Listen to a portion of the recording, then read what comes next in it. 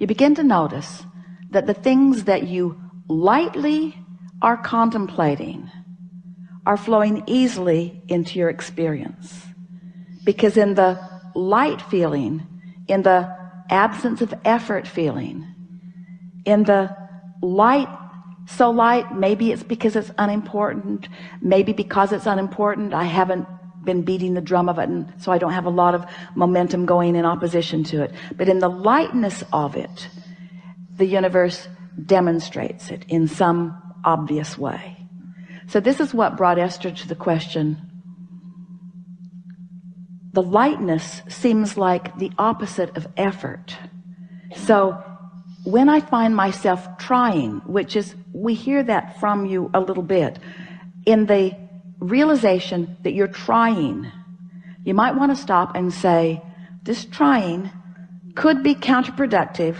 I'm efforting, which means I'm not engaging the energy that creates worlds, which means I think I'll just give this another run tomorrow.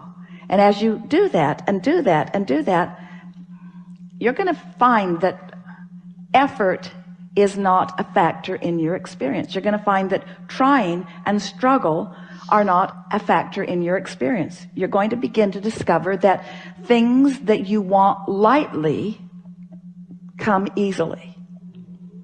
So there's something important to be talking about there. How can I feel light about something I've been so intense about for so long?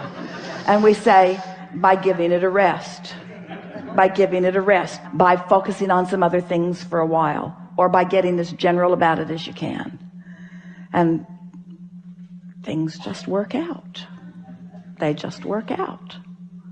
Funny thing to hear from someone who's teaching you about deliberate creation. Deliberate creation. Deliberate creation is about tuning your frequency. Deliberate creation is about feeling your emotions and knowing what they're telling. Deliberate creation is about understanding the relationship between who you really are and what you really want and what you're doing right here and now. Deliberate creation is about chilling out so that there's no resistance and then focusing. It's about tending to the frequency first and then applying the thought. Oh, all right. Now, Abraham, you said that I think and then I feel. So are you actually taking thought back to the element of frequency? Yep. Can you find a frequency without a thought? Can you feel the frequency of love? Can you feel the frequency of love? Now, don't get carried away about who you love or who you loved or anything like that. Just feel the frequency of love. Can you feel the frequency of love? Can you feel the frequency of enthusiasm? Can you feel the frequency of fun? So it's possible to feel a frequency by interpreting it through emotion in a sort of thoughtless place. That's all we're asking you to do. That's the thing to do first thing in the morning. Wake up and enjoy the non-thought. Don't be too quick to try to figure out what this day means and where you have to go and what you have to do. Just give yourself, if you can, 68 seconds of just basking in the energy, in the non-action, non-verbal, even non-thought vibrational frequency. Just give it a chance and see what happens. And then watch how the thoughts begin to follow suit. It is our promise to you. Get that momentum going and you'll be off on the right foot. And as soon as tomorrow, you'll have a day unlike any other day that you've ever had. We're not kidding you. Give it a month and you'll feel absolute control of your experience. And when people see the difference in the way you feel, they'll say, what are you doing? And you say, it's kind of hard to describe. I'm doing a lot less than I've ever done before. Well, what do you mean? Well, I'm focused upon the way I feel. Well, what does that mean? It means I don't want to talk about this with you anymore. There's a really good chance you're going to talk me off my high-flying disc. Well, what are you smoking? Well, it's not like that. This is a non-drug high. It's a non-drug alignment. It's alignment that has always been there for me that now I'm consciously tapping into. It's alignment that I've been stumbling on all my life, just didn't know how to maintain it. Didn't know how to create it to begin with, and didn't know how to maintain it. Now I do, so I'm doing a more consistent job of it. So I've got more momentum going. So I've got more airtime happening, more vibrational airtime, more attention, more verbal time, more stuff from me about those pipes that I want to keep open. What pipes are you talking about? Well, you see, there's this path of least resistance between me and everything else, and it's a path of least resistance between me and what I want, and it's a path of least resistance between me and what I don't want. It's a path of least resistance, and I'm just keeping the pathway open on the things that I care about. Well, how do you know the difference? Things I care about that I really want feel good to me when I think about them. When I'm focused upon what I want, it always feels good. When I'm focused in opposition, it never feels good. Oh, seems too simplistic to me, they'll say. I know, it did to me at first. That's why I tried to make it harder than it needed to be. I made it harder than it needed to be for quite a while, and then who knew? I'm supposed to feel good. Life is supposed to be fun. I have endless unseen energies that have my back, who know what I want, who are pointing the way. I had no idea the leverage, the creative energy that was available to me until I started pointing it. Well, what have you accomplished with this? Well, I feel great. I know, but what else? Well, I just feel wonderful. Well, what else? Well, it's too much to tell. Well, tell me something. Well, I just feel great. I feel great, and mostly nice people are around me, and people who used to bother me aren't coming around, and some of them that used to bother me don't bother me anymore. And ideas come more easily to me. I'm more intuitive. I'm more clear-minded. The things that occur to me occur in better timing. So when I act on them, I get more immediate results. The things that I want are just flowing into my experience. My day-to-day moments are really exciting. I used to look forward to a vacation and kind of put up with everything before it, and now every day feels sort of like that vacation. I have that lighthearted feeling all day, even when you're at work.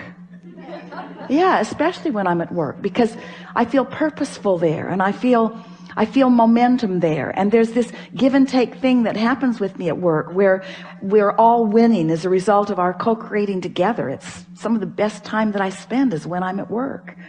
So many lovely people in this world. Have you noticed? Well, not so much. I haven't noticed that so much. Well, that's because I'm on my high-flying disc. I know that's what. Well, now tell me about this stupid disc. How did you get on this high-flying disc?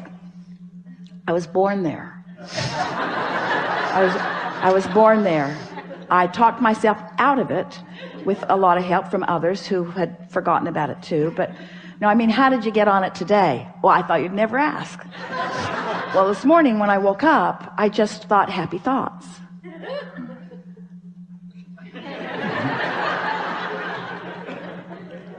So that's your philosophy.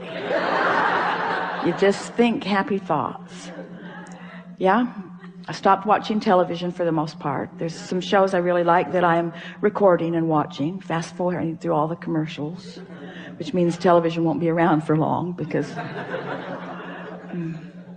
yeah, just think happy thoughts. Hang around with people who feel good mostly.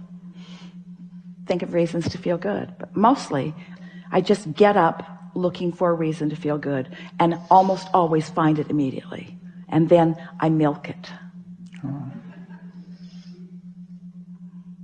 Some people will think that it's too simplistic, but as you begin to demonstrate how great you feel, and as they begin to see, especially those who know you, the things that they've been hearing you talk about, as they begin to see those things flowing into your experience, as they begin to see your prosperity improving and your laughter more obvious and common, and they begin to notice how clear-minded you are and what good timing you have, what good comedic timing, what good intellectual timing, what good psychological timing, just what good timing. It's going to be so noticeable. You are going to be such powerful demonstrators of those who have accessed and harnessed and directed the energy that creates worlds, that a sort of euphoric feeling of joyful invincibility is going to be yours, to the point that when people point out even the most serious seeming from their perspective of problems, you're going to stand solid in your knowing of all is wellness, and you're going to support them in the same way that Source supports you, by not freaking out because they have chosen a lower flying disc. And before you know it, you won't freak out when you find a lower flying disc either. You'll understand how it works. You'll understand that, this is just a step one moment, and that's all part of the process.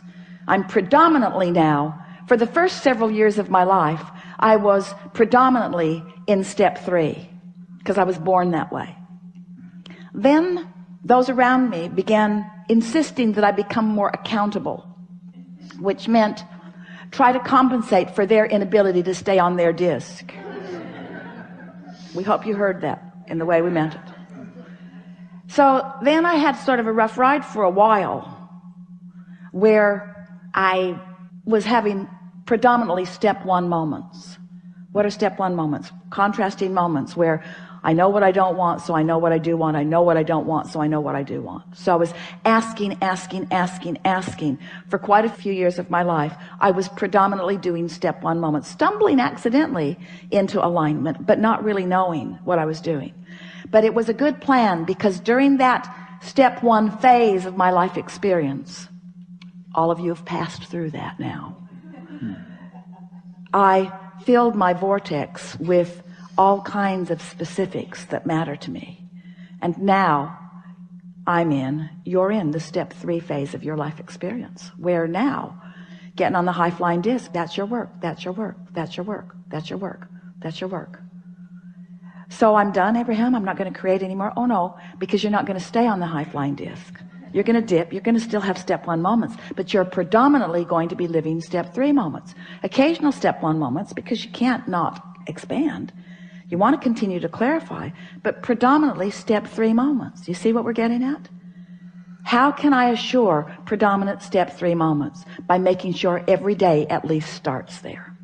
And if we have done the best sales job that we have ever done about anything, we've convinced you to at least give it a go, to at least try to see what happens. And we would so love a repeat of this gathering with these identical magnificent beings 30 days from today, to hear from you what has happened since you have found and established and maintained and enjoyed and understood what it feels like to be on that light-hearted, good feeling high flying disc.